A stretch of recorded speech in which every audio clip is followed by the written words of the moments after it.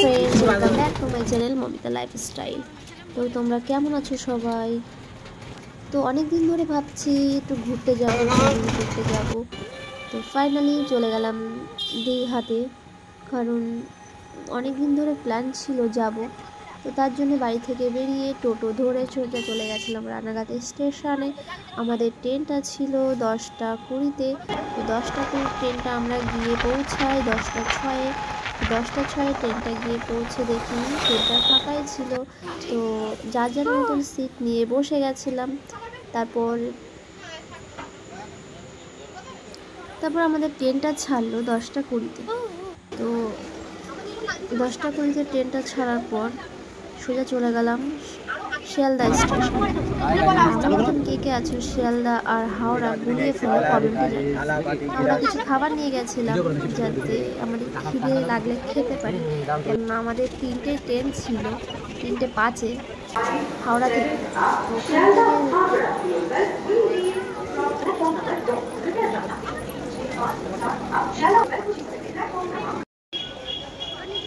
আমরা শিয়ালদা থেকে নেমে সোজা বাস স্ট্যান্ডে চলে গেছিলাম। গিয়ে বাসে ধরে সোজা চলে গেছিলাম হাওড়া স্টেশনে।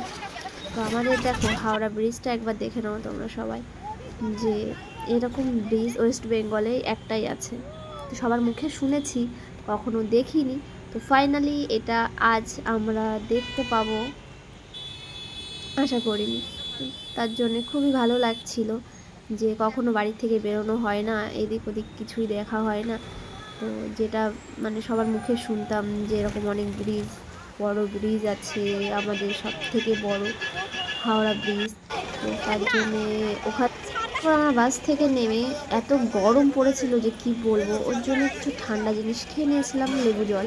তো লেবু জল খেয়ে আমরা ওখান থেকে সোজা চলে গেলাম ভিতরে, হাওড়া স্টেশনের ভিতরে। তো ওখানে গিয়ে আমরা একটু বসে নিই, কেননা ভীষণ গরম লাগছিল। আমাদের ট্রেনটা ছিল 3টে 5-এ। 3টে 5-এর ট্রেনটা আমাদের লেট করেছিল, অনেক লেট। কেননা আমাদের প্রথমে বলেছিল 3টে 4টের সময়, আমাদের বলে যে 7টার সময় আসবে, 2 ঘন্টা পরে। কোনো রেসপন্সই নেই, এত লেট। মানে একটু বললেও হয় যে বারবার আমরা কাউন্টারে গিয়ে বলছি, জিজ্ঞাসা করছি যে আমাদের কখন ট্রেনটা আসবে। বলছে একটু পরে বলে অনেকটা সময় কাটিয়ে দিল। আমরা এখানে এসে আমরা বিপদে পড়েছি, এখন আছি হাওড়াতে। তো আমাদের দীঘা যাওয়ার ট্রেনটা 3টে 5-এ। তো এখন আমরা ট্রেনটা কেমন অ্যানাউন্স করলো যে আমাদের 7টা 20-তে দেওয়া হবে। এতক্ষণ বসে থাকার পর যদি বলে 7টা 20-তে, ভাই এটা কি মানা যায়? তো আমরা বারবার কি দেখছিলাম যে ট্রেনটা আমাদের এসছে কিনা, কিন্তু আসার নাম নেই। তার আগে আমাদের মানে কিছু খেয়ে নিয়েছিলাম, এত খিদে পেয়েছিল যে কি বলবো। তো যেসব খাবার নিয়ে গেছিলাম, রুটি কলা সব কিছু এইসব খেয়ে নিয়েছিলাম। তারপর ওখান থেকে সবার অধৈর্য হয়ে গেছে যে ট্রেন আসবে কখন, মানে অ্যানাউন্স করছে এখনই আসবে, কিন্তু তাও আসেনি, অনেক পরে এসেছিল। 7টার সময় অ্যানাউন্স করে 7:30টার দিকে এসেছিল। আমার সবাই তো বলছিল যে আমরা বাড়ি চলে যাবো, ভালো লাগছে না। ওইখানে লেখা আছে আপনার যাত্রা শুভ, কিন্তু যাত্রা শুভ তো না। তা আমাদের অধৈর্য হয়ে গেছে, কয়টার সময় ট্রেন মা পরে যাবো, আর এরকম করে আর জীবনও আসবো না, এতে না আসবো তাও বলছি আর ট্রেনে কখনোই যাবো না যদি কখনো দীঘায় যাই। তো অনেকক্ষণ পরে দেখতে পেলাম যে ট্রেন আমাদের উঁকি মারছে।